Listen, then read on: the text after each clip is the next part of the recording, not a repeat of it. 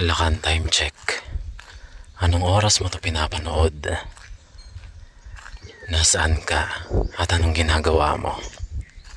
Drop mo nga sa comment section natin. May nais lang akong pag-usapan na tingin ko ay mahalaga para sa ating mga kalalakihan. Lakan,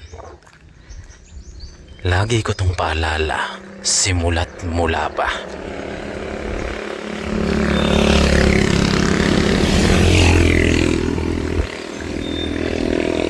Lagi kong pinapaalala sa channel na ito. Palagi kang mag-iingat sa mga naririnig mo, nababasa mo, at nakikita mo rito sa internet at sa social media. Lalong-lalo na dun. Dahil ito yung nagpapalungkot sa akin. Maraming mga influencer kuno, mga vlogger na nagtuturo sila ng self-improvement daw, mga men's empowerment. Ngunit hindi mo masasabing empowering yung itinuturo nila, dahil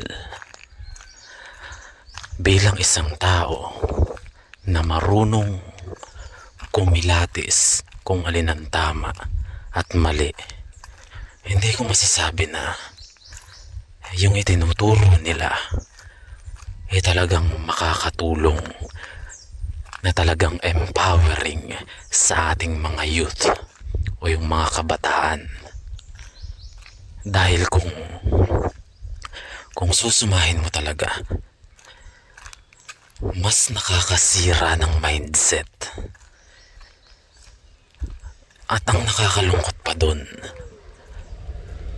yung mga nakakarinig nun, majority sa kanila, walang kakayahan na kilatisin kung alin ba yung aral na makabuluhan at may saysay. Kaya tingnan mo ang mga kalalakihan ngayon. Mga husto lang sa yabang, mga kupal naman. Alam mo yun, hindi naman talaga matatawag na lalaki talaga. Mga puro lang yabang.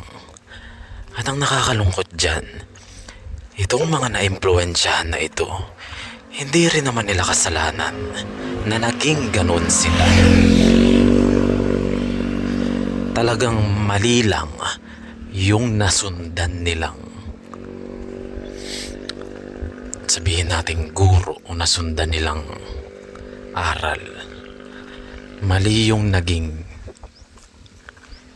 teacher nila.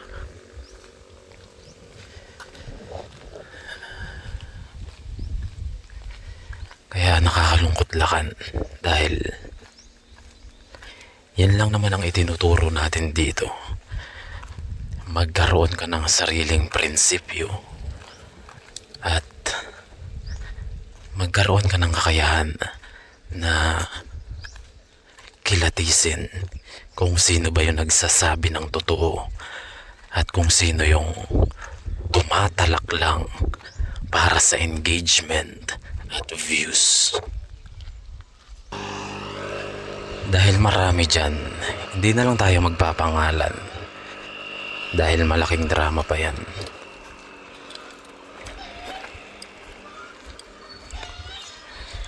Pero sana magkaroon ka ng kakayahan na kumilatis ng mali at tama. Dahil kapag wala ka nun, talagang mapapariwara ka. Kung sino-sino na lang ang pinapakinggan mo, hindi mo na inaanalisa kung tama ba yung itinuturo nila.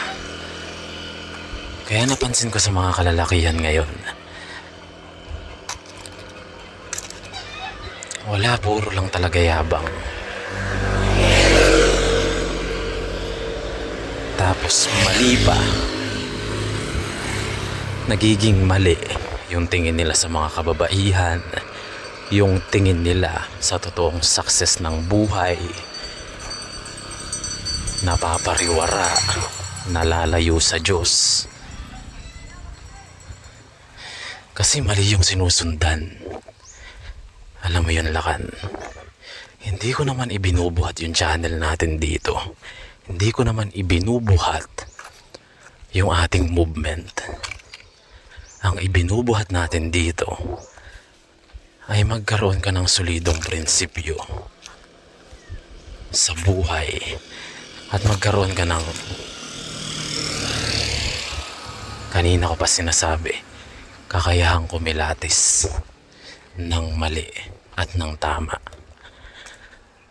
Hindi porket ang isang taong nagsasalita ay maraming nakikinig, hindi ibig sabihin na lahat ng sasabihin nito ay tama na.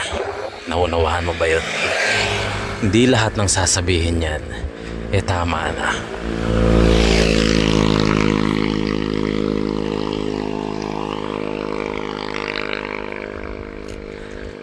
Kaya nga maging ang sinasabi ko rin dito, kilatisin mo muna. Huwag kang basta-basta tatanggap na lang.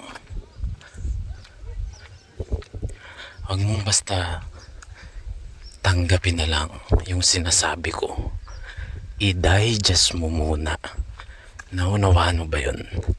Dahil sa ganoong paraan, hindi ka maliligaw.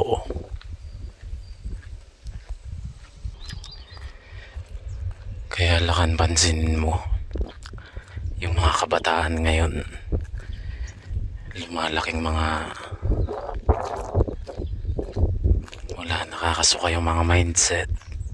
At ang nakakalungkot pa dun, isa sa mga kabataan na yun ay pwedeng pamangkin mo, kapatid mong lalaki, bunso nyo, pinsan mo. Tapos nakikinig sa mga ganong tao na mali ang dinodoktrina pagdating sa self-improvement, lalong lalo na sa kung paano trumato ng babae. Kaya napansin mo ba, Lakan, yung mga argumento ngayon sa online tungkol sa pag-aawayan, pakikipaggalingan ng babae at ng lalaki, pakikipagkompetensya,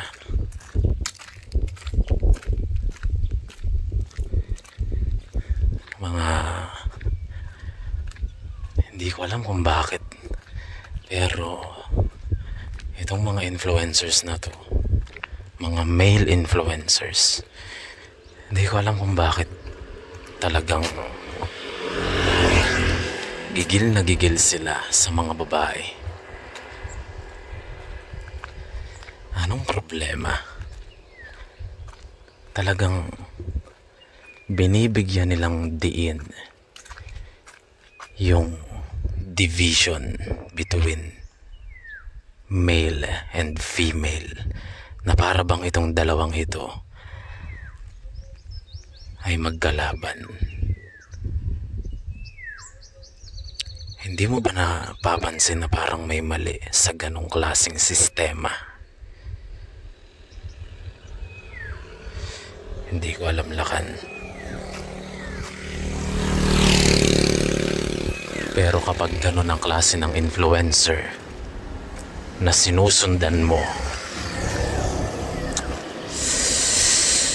mag-isip-isip ka muna, dahil baka mamaya mapahamak ka sa sinusundan mong pa.